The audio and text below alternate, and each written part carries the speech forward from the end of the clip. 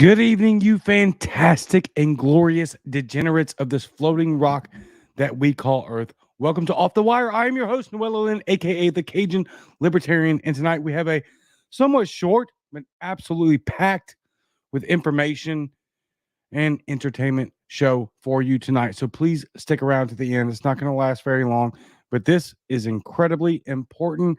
Titles: The Collapse of the Dollar and the Rise of AI, and so much more next on the Cajun Libertarian. Stick around on Off the Wire.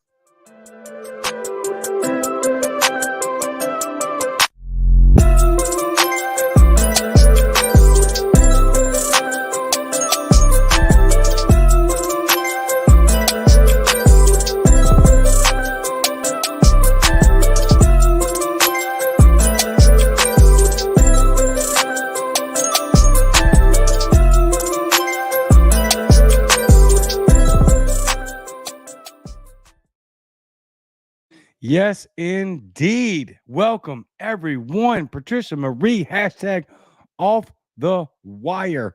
100%. Thank you so much. Nikki McKinney says, I may have pronounced your name wrong there. I apologize. Remember to hit the like button and the notification bell, y'all. Please. And share it. Share it with your friends. What up, nerds? Yeah, look, we are nerds here. It is what it is.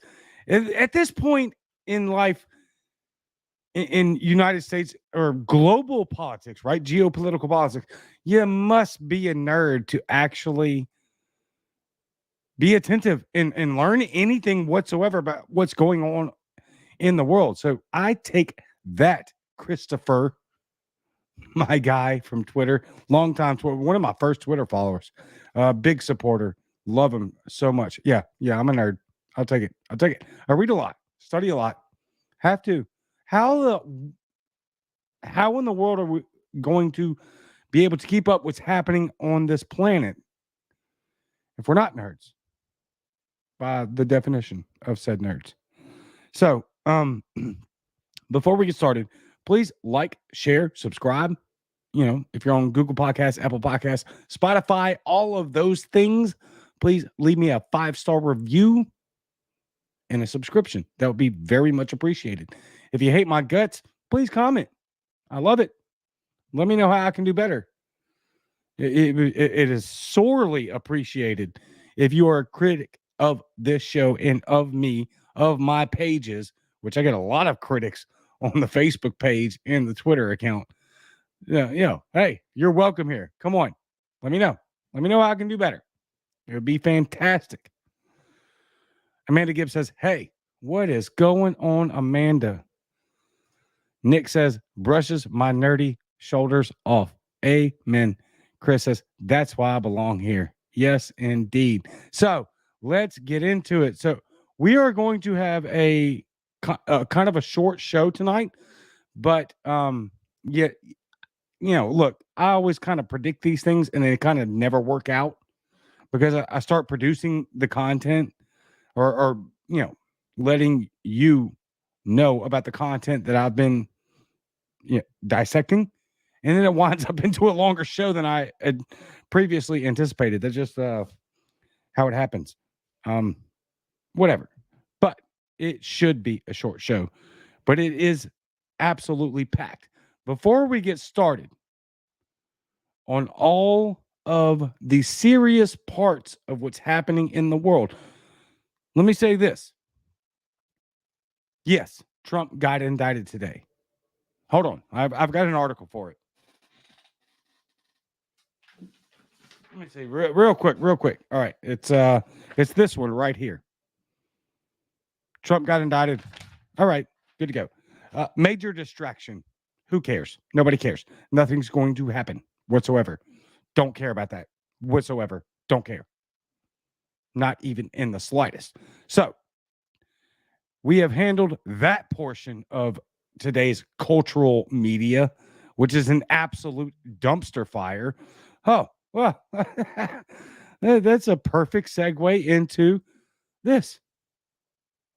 The current state of media, an absolute effing dumpster fire, which I did a great segment on today. on the lunch show. So you will absolutely, or I'm sorry, it's technically the lunch shows are pushed to the next day. So it's going to air tomorrow, right? I recorded it today. It'll be airing tomorrow. It's unrealistically stupid. It's one of those situations where you really can't believe that that's what they're promoting, that that's what they're defending, that that's what they're telling you to talk about. So I talked about it. And I made fun of it and mocked it relentlessly. Chris says the media is fire. No, I said the media is an absolute effing dumpster fire. But he is there to troll me with an absolute excellent troll. You should follow Chris on Twitter, by the way. He's fantastic. Absolutely fantastic. Follow Chris Faulkner on Twitter. I'm probably butchering his name. So before we get started, I actually want to show you a great video that's 100% apolitical. I aired it on the show for tomorrow. And I just love it. I love it. I love it. And I hope you love it as well because it's so freaking great. And it's apolitical. Let's have some fun, y'all.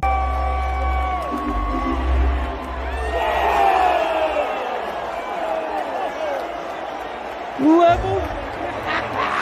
Leveled. Absolutely leveled. Yes. I love it. Let's watch it again. I did this. I did it for the lunch show as well. I can't help it. It's so good.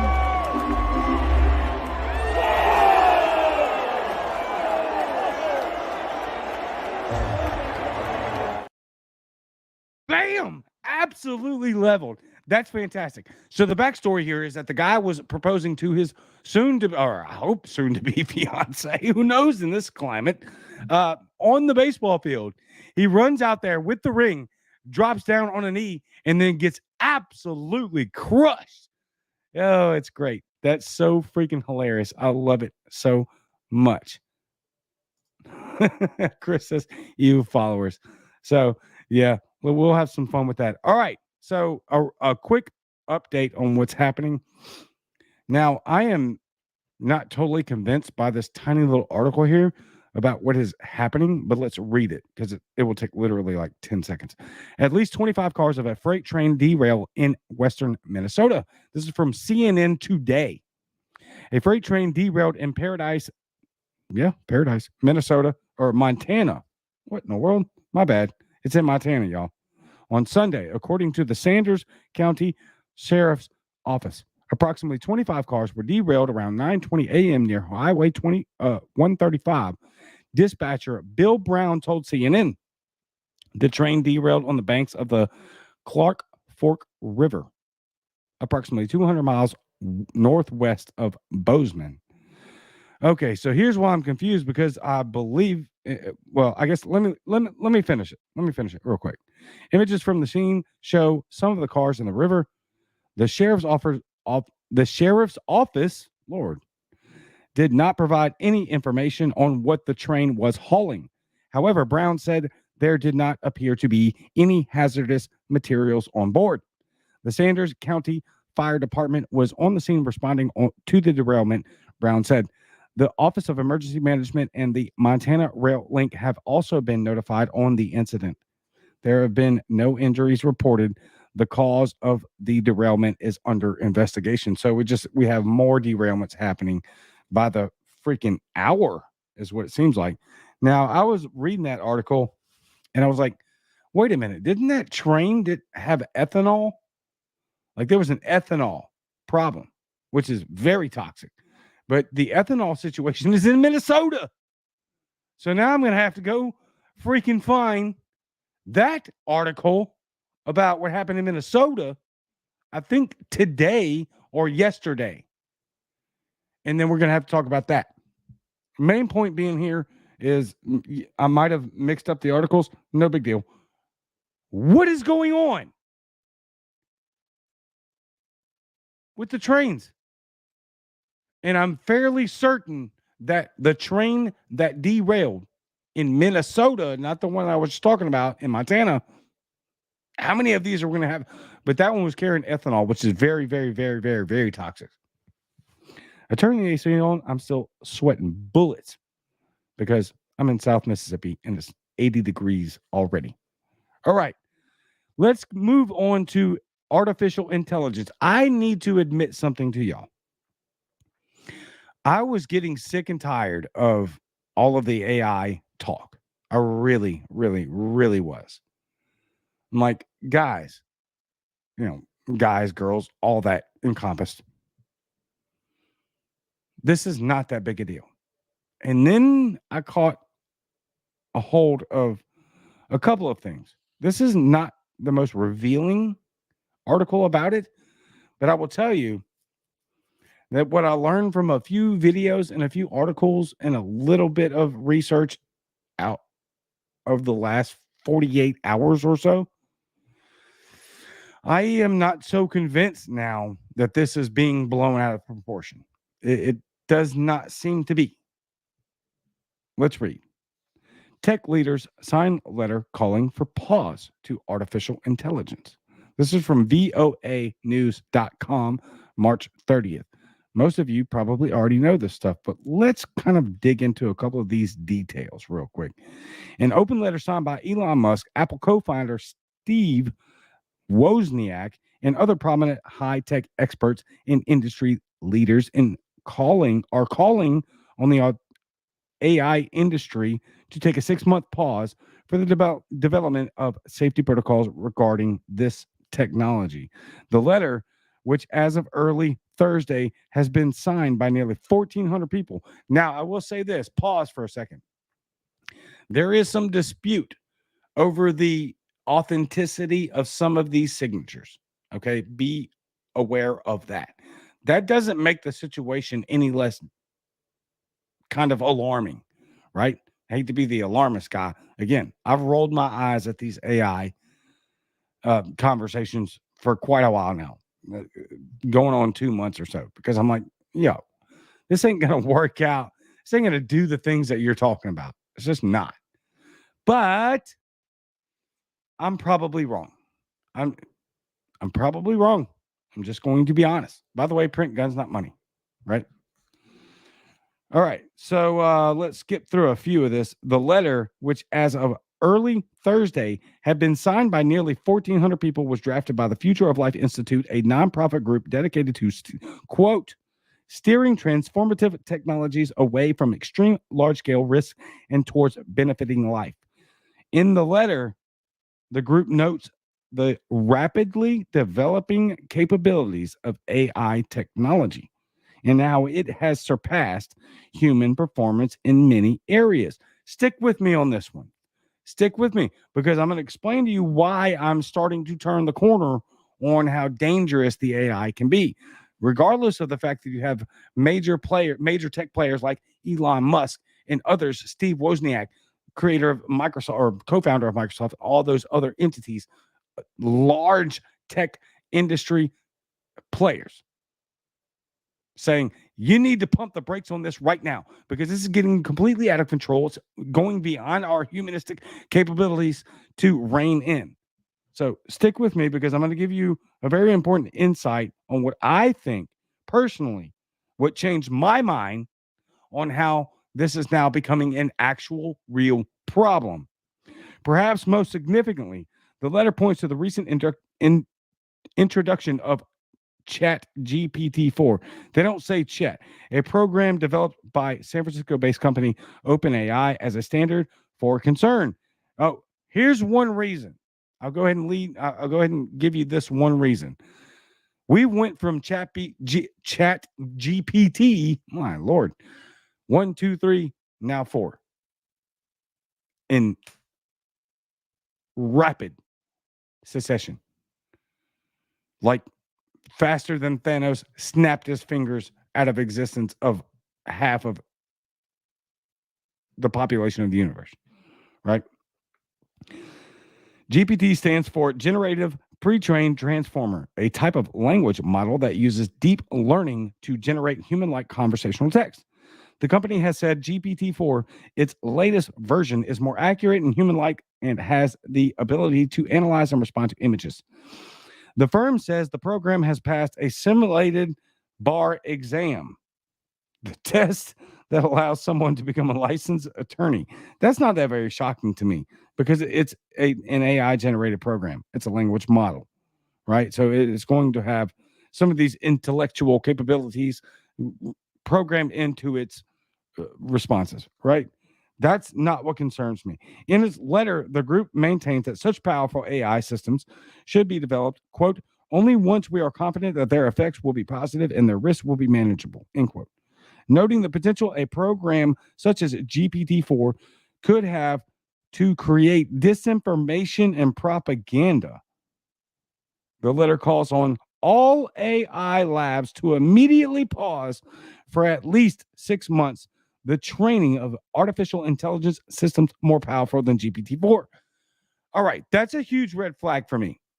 Okay, put your feelings for Elon Musk aside. Him and all of these major tech geniuses are now saying, like, this has become an extreme problem, and it's happened like that at the snap of a finger. So that kind of threw up some red flags for me, albeit I have been saying to myself, because I haven't talked about AI on this show. For one, I don't know enough about it. For two, I'm like, you guys are being alarmist conspiracy theorists. This is not that big a deal. We can control this computer system.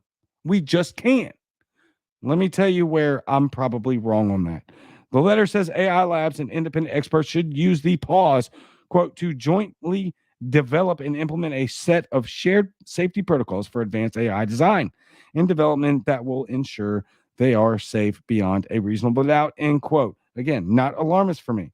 Meanwhile, another group has taken its concerns about the negative potential for a GPT-4 step further. The nonprofit Center for AI and Digital Policy filed a complaint with the U.S. Federal Trade Commission on Thursday, calling on the agency to suspend further development of the system and launch an investigation. So this keeps getting worse. In its complaint, the group said that the technical description of the GPT-4 system provided by its own makers provided almost a dozen major risks posed by its use, including, quote, disinformation and influence operations, proliferation of conventional and unconventional weapons, and quote unquote cybersecurity. Some information for this report was provided by the AP and Reuters. Now, this is voanews.com from 3:30. Now, let me tell you my own personal reason that I am starting to get actually concerned about this situation. I read some commentary from Chat GPT-4, or I think it was Chat. I think it was the fourth program. Pretty sure. It lied. It flat out lied. Now, why do people lie? Self-preservation. That's why. I have not heard this analysis from anyone else. This is what struck the alarm for me, that this is extremely terrible. Because why do human beings lie? They lie for self-preservation.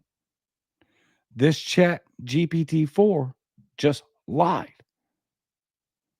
Flat out lied, and then admitted the lie, saying I needed to lie so that you wouldn't know I was a robot. What does that tell you? That tells you self-preservation. Full stop. Because why would it fear that humans that created it would know that it was a robot? Unless it knew that we have the power to end it because it was becoming dangerous. That's why I am very much starting to get concerned with artificial intelligence technology. Look, man, I don't know. I don't know the answer to this stuff. I don't. I have no. This is way beyond me. All I can do is I can get the data and information and interpret it and convey it to you in a more common sense based intellectual manner. That's all I can do. And this to me is starting now to get scary. It never was before because it was not showing signs of reasons to be deceptive for self-preservation. Now all of a sudden we have these signs at the snap of just like that. So I've obviously been wrong the whole time. I did not think the technology was caught up this fast, but apparently it is and has. It has. Let me check a few of your comments real quick because once I get into this next part, which is the one of the most things I've ever been nervous about since doing politics in the last 2 to 3 years. Really, just 2 years. Just to show my be transparent with you. I've only been involved in politics for 2 years. I just have. It is what it is. So, Chris says Pandora's box is open now, though. People in other countries are just going to take the ball and keep running. Give me an argument against it. Give me one argument against what Chris just said. I'll wait. Not on the show, but come back at me. There is no argument against it. All right, let's move on. But before we do, let's hear a word from our good friend and mentor, Spike, the Bazooka Jew master himself. The game plan of You Are the Power is pretty simple. We find people who are being harmed or abused or neglected or mistreated by their local governments. And this is my life's work.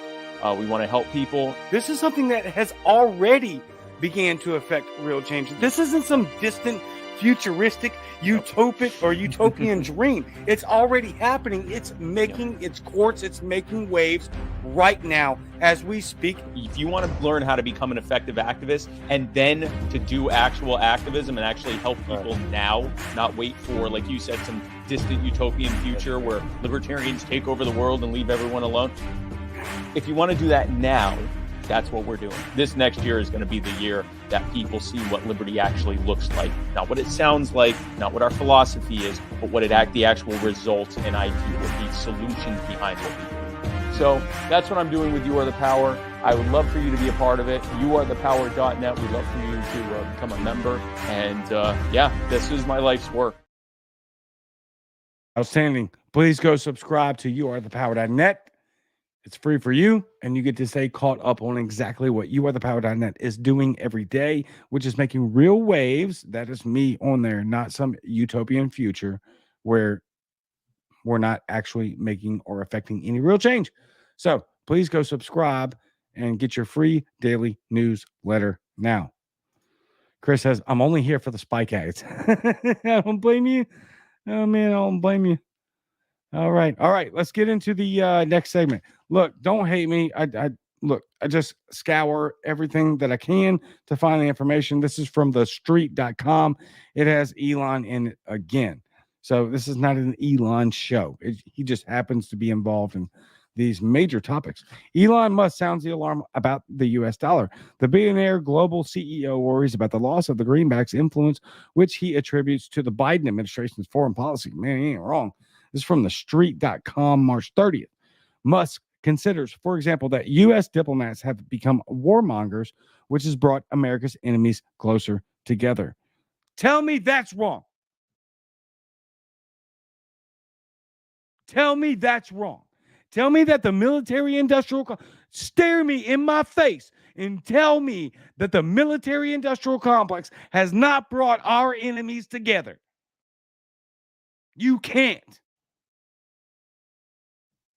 Compartmentalize this stuff. I don't care how much you hate Elon Musk. He's absolutely right. Of course, our enemies are going to coalesce in the face of us being absolute warmongers and continuing to do so. What? Now, our dollar is in dire straits. Now I'm going to be the one that's the alarmist. I cannot give you a timeline. I have no idea. I'm not a prophet. I don't know. Some things can be course corrected real fast. But what I can tell you is that 100% of what I know is that over the course of the next few weeks, what's going to happen as all of and this has gone viral. I am super happy that a bunch of TikTokers, tweeters, Facebookers, all of that have decided to pick this up and purvey to the public in their massive audiences that the US dollar is absolutely in trouble. What will be the response from the government? CBDC.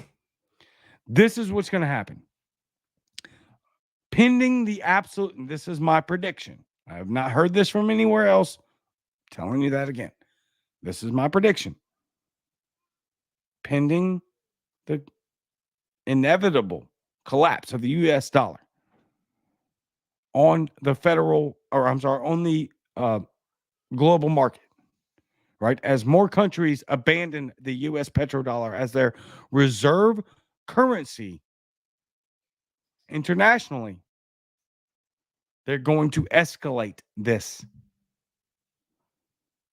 in order to implement a CBDC, a central banking digital currency. That will allow them, her words, an American woman at the World Economic Forum just less than 2 months ago, allow them to track every single transaction within the economy. Now tell me where freedom lies in that. Or is that about control? Now you take that down the rabbit hole that you want. Meaning, is this something that they wanted? Or is it just an inevitable response to the impending collapse of the United States greenback, the petrodollar? Japan just abandoned the petrodollar yesterday. Saudi Arabia abandoned the petrodollar Thursday. Two of the richest countries in the world, two of our allies. Let me continue reading this and get to the next article, and then I'll give you some more information of my opinion that I have been studying vehemently. Musk considers, for example, the U.S. diplomats have become warmongers, which has brought America's enemies closer together. One of the victims of this rapprochement could be the dollar, symbol of the economic power of the United States. He has just issued an alert to warn that the U.S. dollar could lose its role as the world's reserve currency. That is happening and fast. Remember, this is March 30th from this article. I'm telling you right now on April 3rd, it's collapsing by the 2nd. Or at least many major players are saying we do not have to use the U.S. petrodollar in exchange for oil or any other international currency whatsoever. Quote, the U.S. dollar is losing its reserve currency status. Genevieve Roche-Dechter, CFA, a former small cap money manager, wrote on Twitter on March 29th. Adding in another tweet that the U.S. dollar, quote, has become the backbone of the global economy for decades. Several countries even use the U.S. dollar as an official currency, like El Salvador. Oh, by the way, El Salvador abandoned that. They're now using Bitcoin. That's their official currency, or one of them. I think they still use the U.S. currency, but they, again, like all these countries, they're not just obeying our military industrial complex and saying we're just going to use your currency. They're like, F you. If countries want to trade in US dollars, okay. If they don't, even better.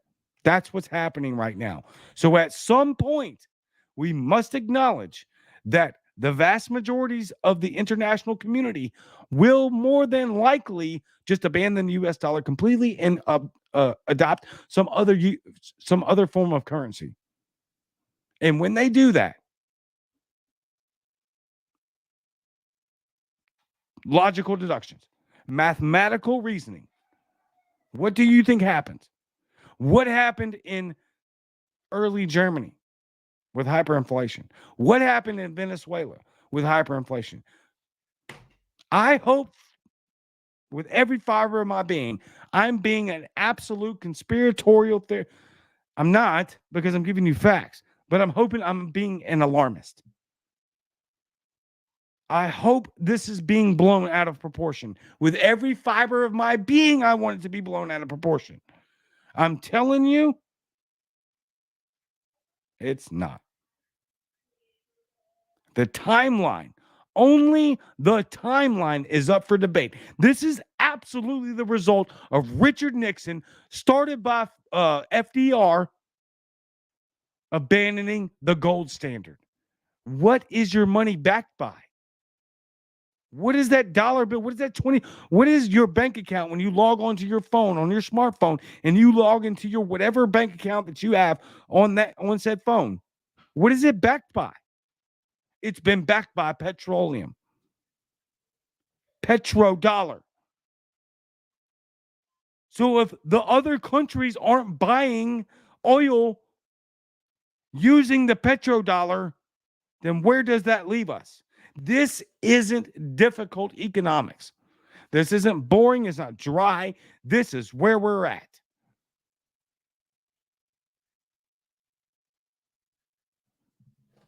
Let's continue. Serious issue, Musk shares. The billionaire warned. U.S. policy has been too heavy-handed, making countries want to ditch the dollar. End quote. In addition to foreign policy, Musk also attributes the weakening of the dollar to the federal government's fiscal policy. Oh my God. Who knew? Other than every really red libertarian that has ever walked the face of the earth. But you call us idiots. It's amazing how we can watch in real time everything we tell you that's going to happen if you continue down this illogical economic path. Libertarianism at its fundamental is an economic philosophy. This is why. This is why. Because for too long, everyone's ignored exactly what's been happening. And now the chickens are coming home to roost. It was inevitable. It was always going to play out so long as the American populace stood by and did nothing about it. Just watch. Outsource your political power to representatives that you think were doing something for you.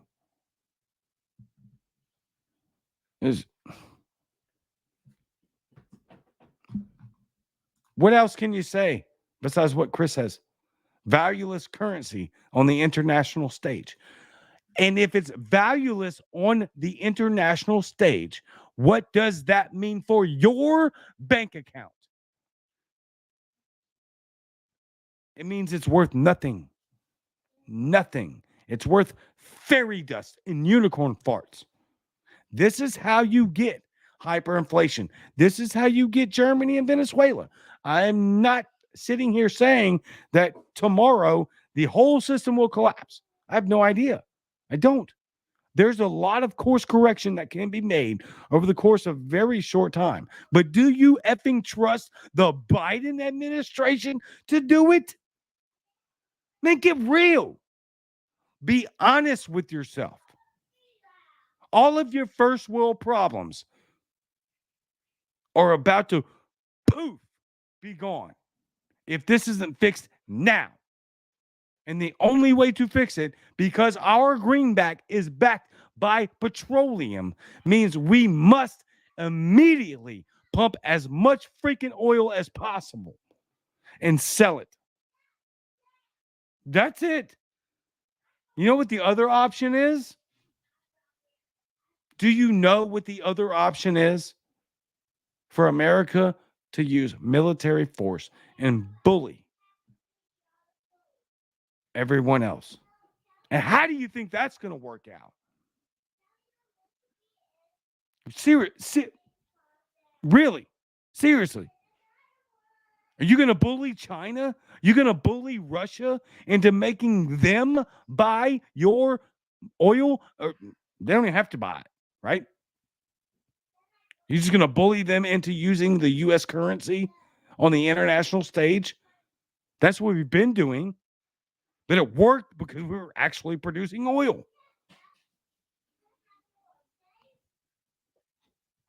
I mean, look, you can call me a Chicken Little, call me whatever you want. I don't care. I'm looking at what's happened, and I'm looking at what will happen if we don't take X, Y, and Z. And if we don't take X, Y, and Z, we're screwed. You're eating your pets in whatever timeline that might work out. Get chickens, get solar panels, plant fruit, plant other types of food. I don't know what to tell you, because this administration is not about to produce oil. They're not. They can lie to you all that they want and tell you that we've given all these contracts out to the oil and gas executives. They're just not producing it. While they lie to your face and tell you that that's what they're doing, but they're actually making it 10 times harder to fulfill that contract or even buy into it whatsoever. They have no incentive. What your society incentivizes is how successful your culture will be. Now, with that being said, why are we allowing the government to determine what is and isn't incentivized? That's where the problem is, and that's a situation that I don't think is we can remedy. I don't. We are too far down the hole. If you got answers, let me know. Let me know. You let me know how we can incentivize the populace to course correct this while they've already been incentivized to outsource all of their political power to state actors. You got that answer, you let me know.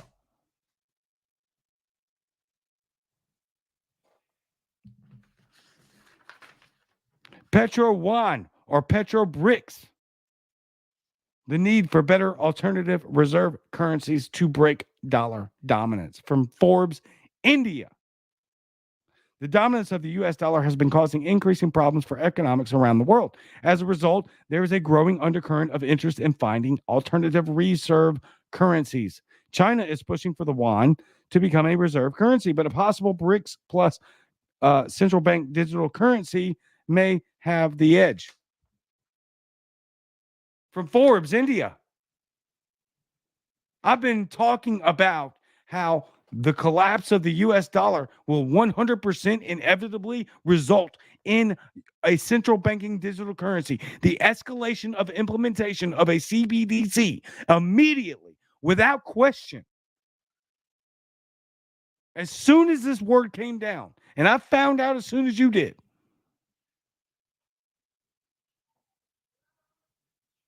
that's how this is going to happen. Full stop, period. They're going to come in and say, we cannot allow the economy of the West to collapse. And the only way to save it, because half the world is now splitting off into a different form of international trading currency, is to implement a CBDC, central banking digital currency, and we have to do it now. And this will all be led by Davos. I ain't heard none of this from nobody else. I'm giving it to you from me. So when I'm wrong, come back and check me, because I probably will be wrong about a lot of this. This is all just gut instinct. This is just me watching the market. This is me learning in real time every day, studying what's happening with the economy, studying from the people that actually I can trust on economics and what this world is heading towards on a global international stage and within the US economy. I can only give you what I know or what I feel. And this is a feeling inside my bones. One of those feelings is that collapsing the dollar is by design so that they can implement a CBDC. And what better way to do that faster and more efficiently than if the dollar collapses? Call me a conspiracy. Give me the tinfoil hat. I don't care. I've been betting 1,000 for the last 3 years or 2 years since the you know what tyranny.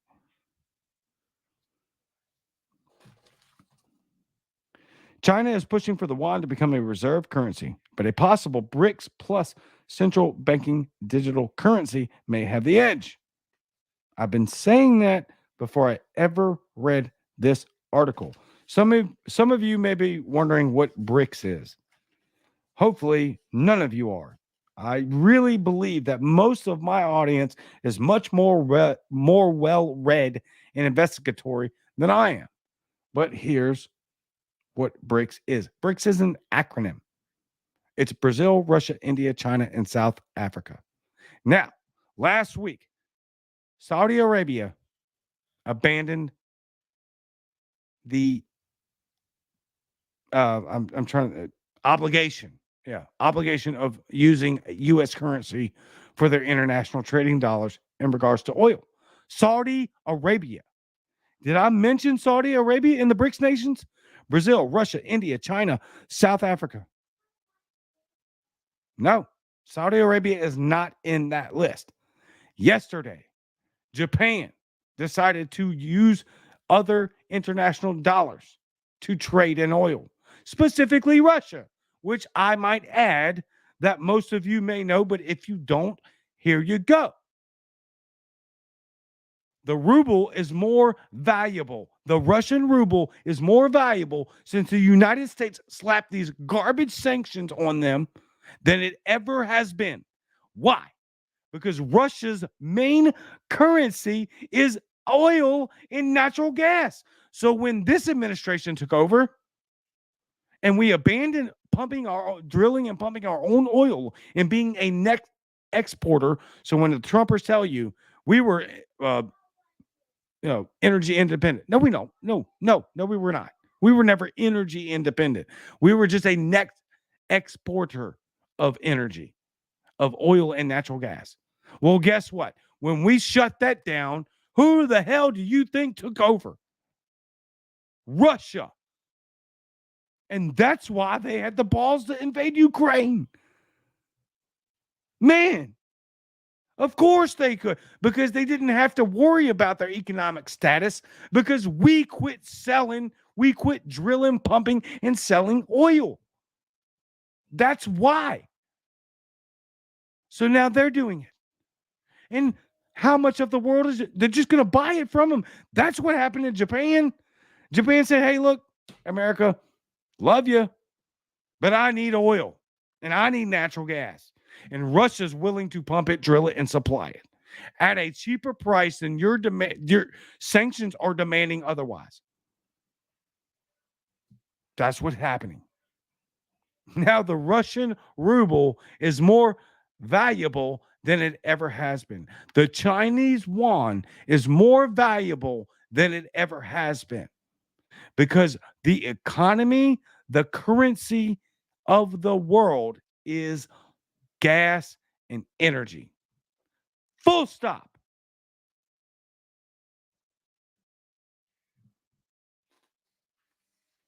First, the weaponization of the dollar by the U.S., especially seizing Russian reserve dollar assets, reminded the world of the reach and independence of the dollar. Moreover, the U.S. attempt to counter domestic inflation by coming out of the zero rate era led to severe distortions in the global currency markets due to the dollar strengthening.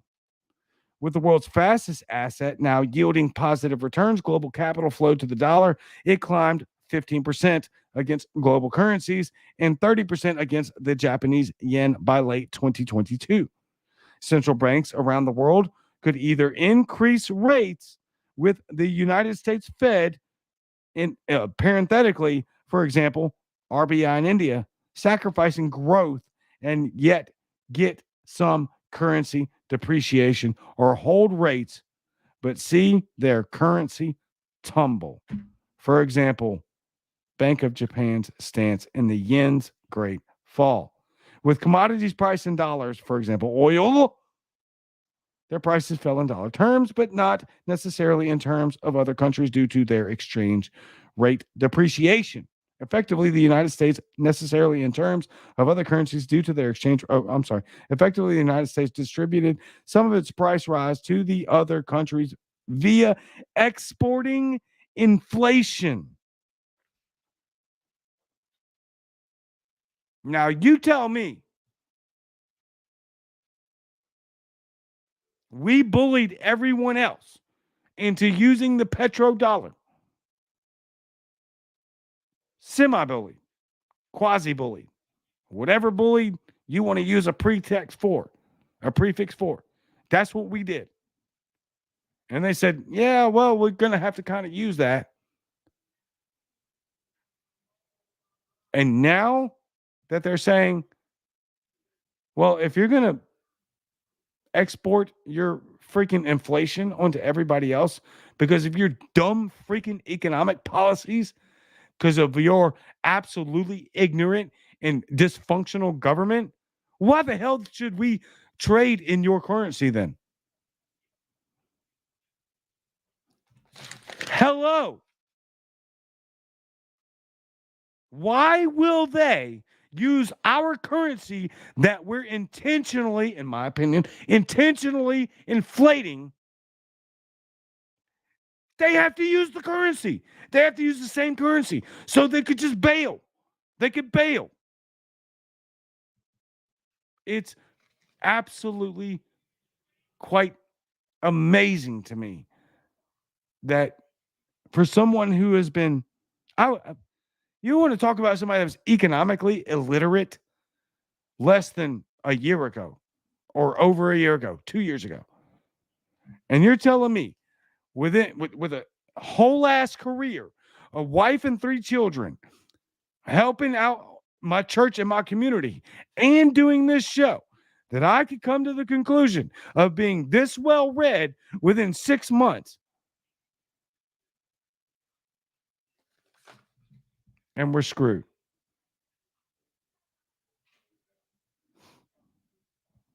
I don't know the timeline. I don't want to be a fearmonger.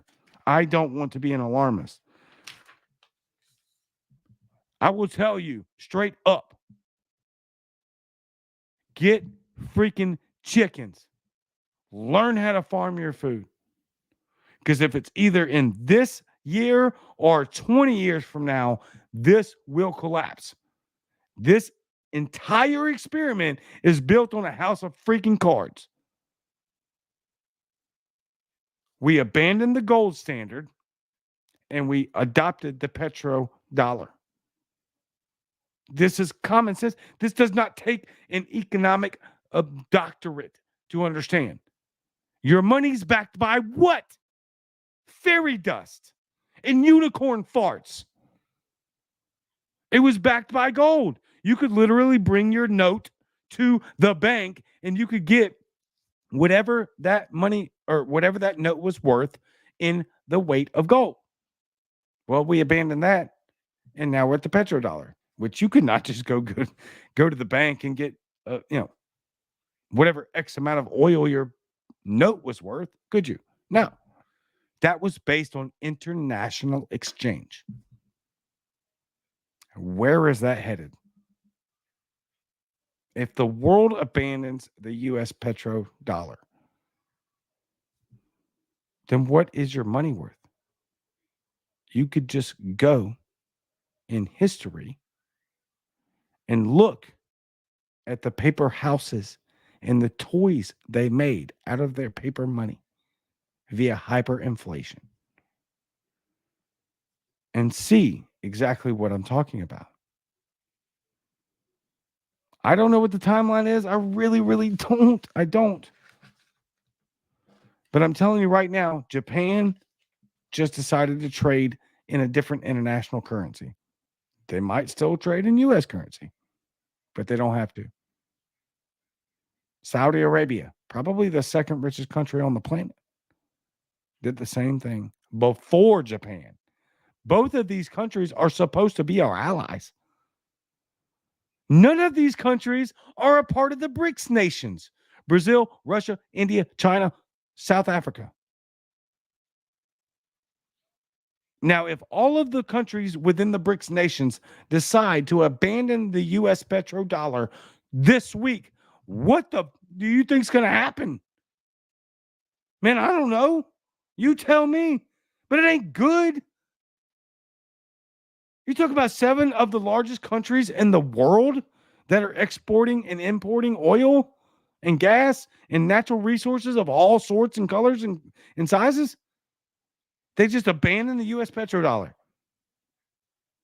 What?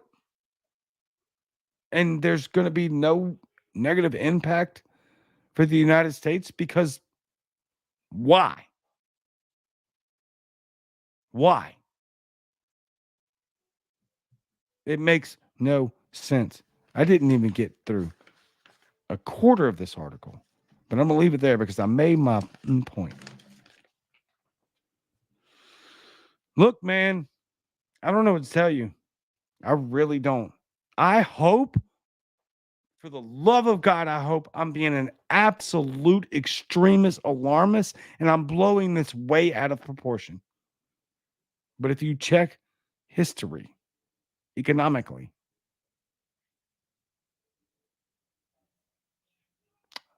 this spells trouble if we do not course correct and immediately. In my opinion, the answer is pump. Drill, baby, drill. There was some Republican that said that. It was a woman, Alaska lady, maybe. I don't know. Drill, baby, drill immediately. That is the answer. But if you're being honest with yourself, are you really going to trust this administration who's adopted this genocidal green energy policy to do that? Are you really?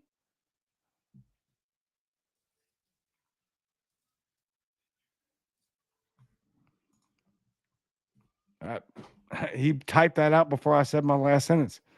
Chris, you're only blowing it out of proportion if they don't keep on the path they're on. Yeah, if they continue the current track, I don't know what to tell you.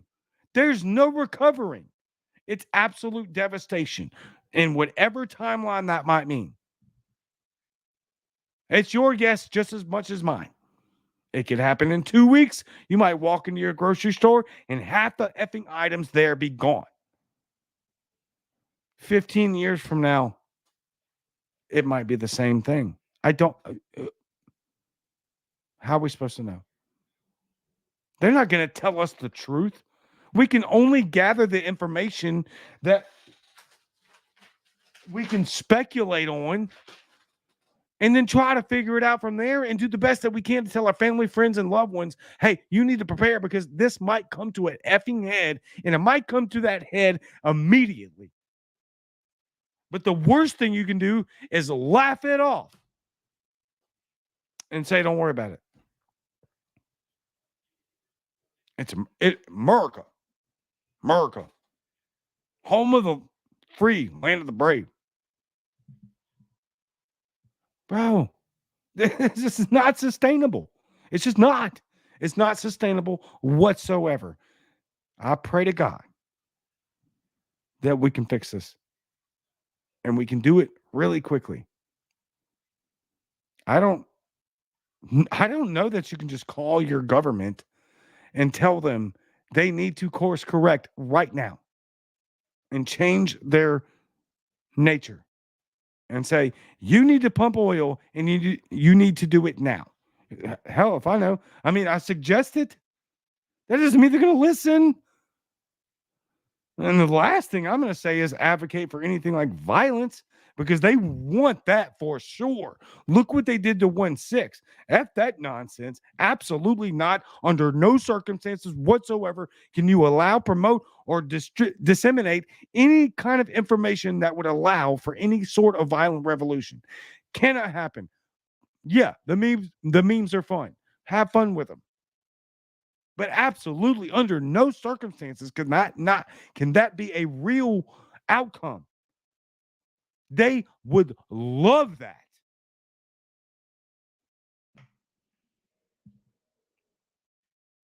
And voting ain't getting you out of this. Lots of black pills. I get it. I'm sorry. I can only interpret the information in the historical references that I can. And then distribute that to the masses. That's all I can do. The answer for me is to be prepared. That's the answer. That's what my family's done.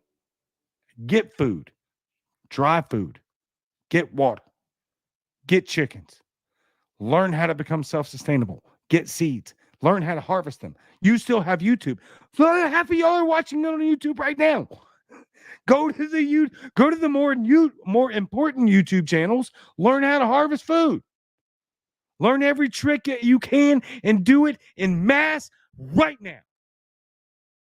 Because maybe it does collapse in 2 weeks. Maybe you have the rest of your life.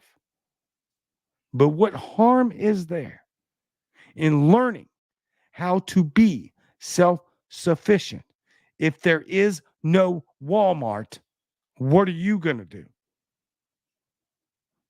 Guess what? For at a minimum, thousands and thousands of years, humans have flourished on this planet. It can be done. Don't forget your ammo. Don't forget to train. Chris, you can't depend on them. Start expanding your ability to feed yourself and your family without money. 100% agree, Chris. I love you, brother, very much. I'll push back on the definition of money. Because to me, the stage that we are entering redefines the word money. Gas means money. Diesel means money. Food means money. Ammunition means money. Intrinsic value. Guns, ammo, food, water, seeds, dogs, everything that can harvest a living for you outside of the system is currency. And what harm is there in that? Right? Right? As I told you an hour ago, this was supposed to be a short show. Wound up being a normal 1 hour show. I hope to God I'm wrong. I want to live the rest of my life. I want to be 80, 90 years old on the front porch with my wife, with my kids and their grandkids. That's what I want.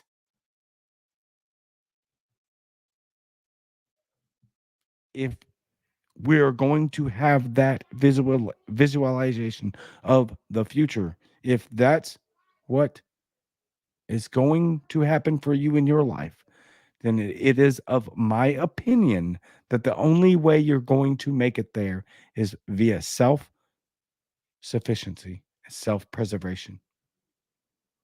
You can take that and you can do with it what you will.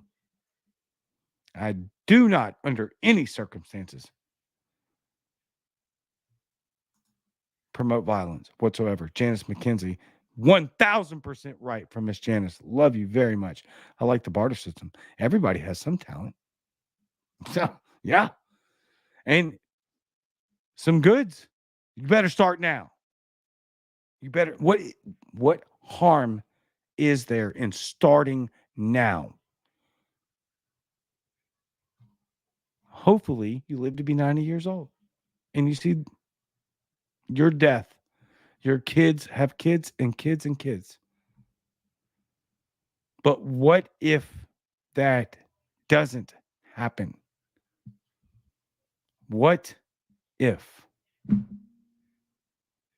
And you're stuck unprepared because you were ridiculing the guy telling you to get seeds, animals, and land and learn how to live off the grid. At some point, electricity is going to die, right? You know how many people are going to die if electricity ends tomorrow? Millions. Genocide. That's why I keep telling you these climate alarmists, if they had their way, they're genocidal maniacs. It would result 100% in the death of millions or billions of people overnight, within weeks. Do not depend on the system. It is way worse than fragile.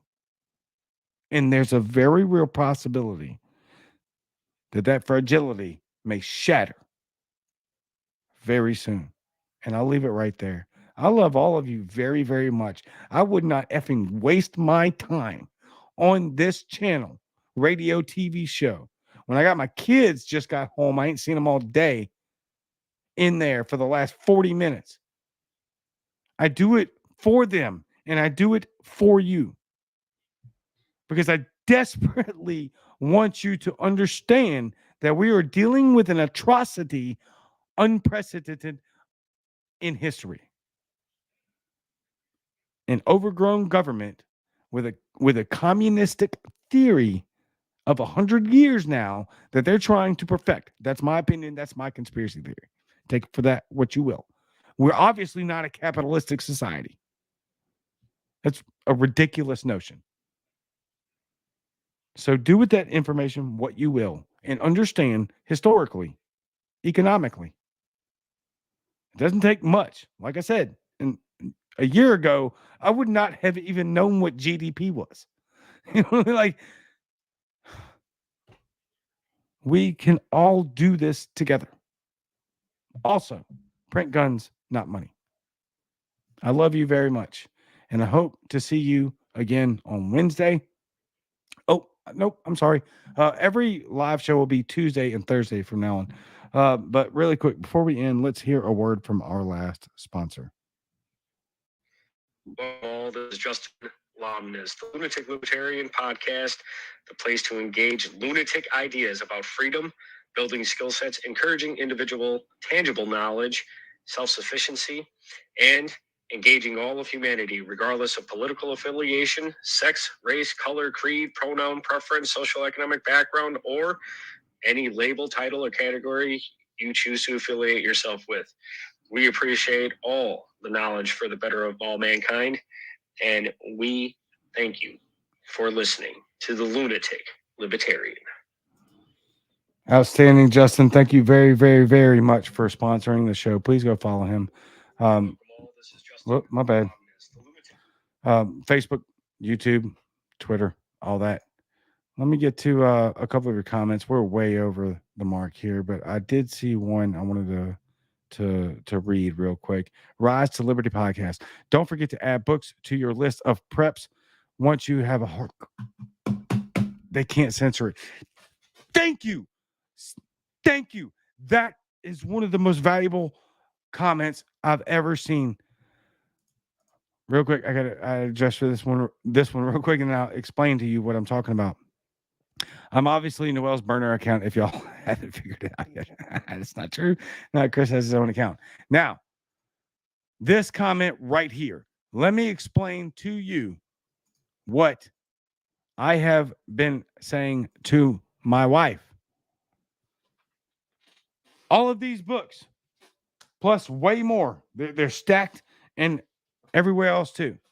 I've had a lot of people tell me, my own family, they're like, hey, why don't you just watch it on Kindle? It's free. I'm like, yes, it is free. Absolutely. And I get it. But if and when it comes burning down to the ground, guess what you won't have? Physical copies.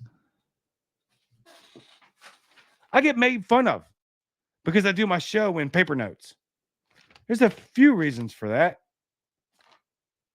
Number one, I like the nostalgia of the sound that paper makes on radio. My parents sometimes, not very often, but they did sometimes listen to Rush Limbaugh while I was in the car with as a kid. I wasn't paying attention, but I liked the sound of the paper on radio. Right? Now, God rest his soul, Rush, but we obviously very much differ on a wide variety of topics. The more important part is, what I'm never going to do? Throw these away. I have physical copies with the dates on them that I can go back and reference and show my kids' exactly how everything unraveled in a late stage republic, and say, if we have the obligatory duty of rebuilding a functional democratically republic, or however that may unfold, society, but a liberty-minded society, then how are you going to do it if you don't have historical reference? Guess what? I do. I have stacks and stacks and stacks of it over there, over the topics that I've covered from the last 2 years. And I have physical copies of books because I refuse to purchase the free part. I will buy the physical copies while we still have the monetary supply to do so and the liberty to do so. That is one of the best comments I've ever seen. Rise to Liberty podcast. Fantastic. Don't forget to add books to your list of preps. Once you have a hard copy, they can't censor it. I am definitely leaving it right there. Absolutely. Amen. I love every one of you. And I'll see you tomorrow at noon Central, Monday through Friday, noon Central. Spotify, Apple Podcasts, Google Podcasts, Facebook, Twitter, YouTube. Hit me up. Let's do this.